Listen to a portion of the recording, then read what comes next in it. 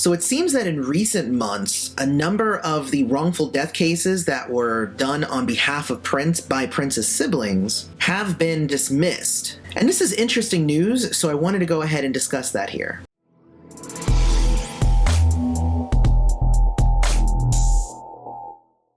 Hey everybody, welcome back to Prince's Friend, exploring music through Prince. And I thought that this was a really interesting story, kind of revolving around everything going on with Prince's estate and his siblings and whatnot, and I find it very odd that all of these things were kind of done in secret, and not necessarily in secret, everything is public records, but very quiet. Nothing was really kind of made a big deal about it. So going into it, a wrongful death lawsuit filed by Prince's family members has been quietly dismissed in recent months, suggesting family members have reached settlements with defendants, including the Minnesota doctor who saw Prince in the weeks before his death and Illinois hospital that treated him for an opioid overdose 7 days before he died.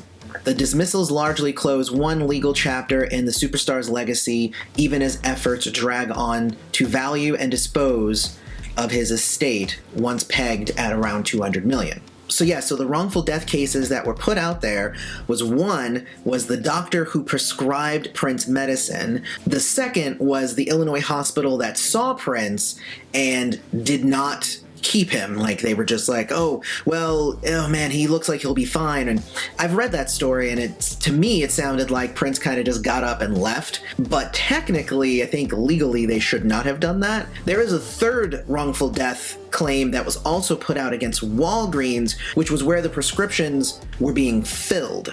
And that, I don't know, I guess that they were supposed to know, and they weren't just supposed to get the prescription in and fill it and hand it to whoever came and picked it up.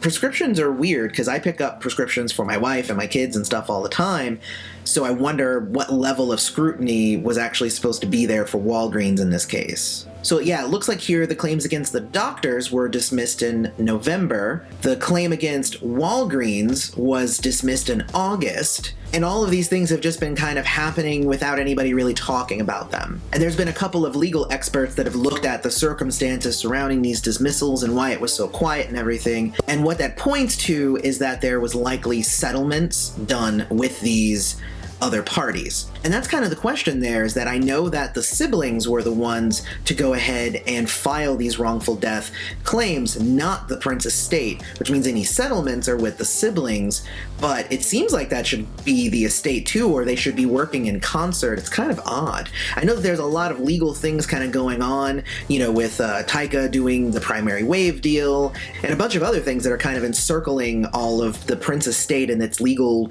goings on. But I mean, in the end, as long as the music keeps coming out, I think I'll be okay. I mean, these little things are kind of interesting, that all of these wrongful death claims are kind of just going away, which means no one is actually going to be held criminally liable for Prince's death. We already know that the Carver County Police shut down that case a while ago. Now these wrongful death claims are now gone, and I'm wearing the shirt for Justice for Cuz in this video because I feel like they are also trying to make steps, and they might not be able to get anything criminal on the record or anything, but at least they're trying to push for good legislative change. And I know that they're testifying to try and change the laws with opioids and stuff. So I mean, they're really trying to make real change based on this, and I really dig that. So I hope that that continues on. Maybe I'll be able to get a representative from Justice for Cuz to come on, and we can have a larger discussion about what's kind of going on with all of that. So with all that in mind, these cases are being dismissed.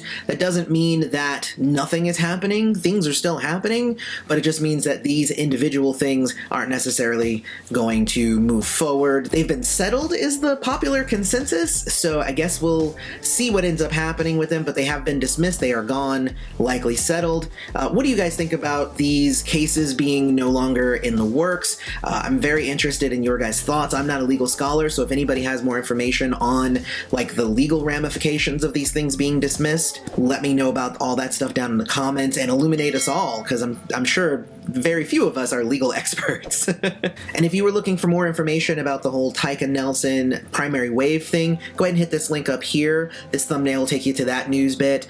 Otherwise, don't forget to hit like, subscribe to the channel, hit the bell notification, check us out on Patreon, or hit the join button to become a YouTube member, and may you live to see the dawn. Love you all.